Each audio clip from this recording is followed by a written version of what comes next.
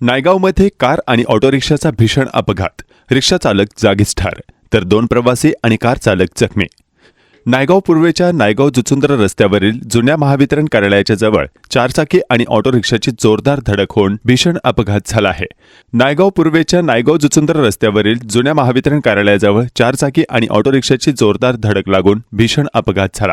हा अपघात बुधवारी रात्री 12:30च्या सुमारास घडला. यात रिक्षा चालक संजय बाबूलाल यादव वय वर्ष 38 हा जागीच ठार झाला तर 2 प्रवासी व कार चालक असे 3 जण जखमी झाले. नायगाव पूर्वेच्या भागातून जुचुंद्र नायगाव रस्ता गेला आहे. नायगाव उड्डाणपूल खुला झाल्यापासून या मार्गावर वाहनांची वर्दळ प्रचंड प्रमाणात वाढली आहे. त्यामुळे भरधाव वेगाने ही वाहने मार्गावर चालू लागली आहेत.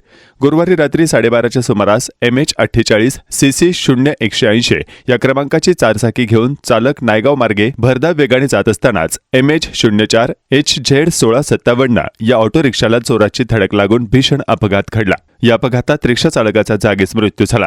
संजय बाबू यादव वय वर्ष 38 असे या रिक्षा चालकाचे नाव आहे. त्याच्या मागे बसलेले अक्षय कदम आणि सागर सावंत हे 2 प्रवासी जखमी झालेत तर कार चालक अमित पवार वय वर्ष 32 हा जखमी झाला आहे.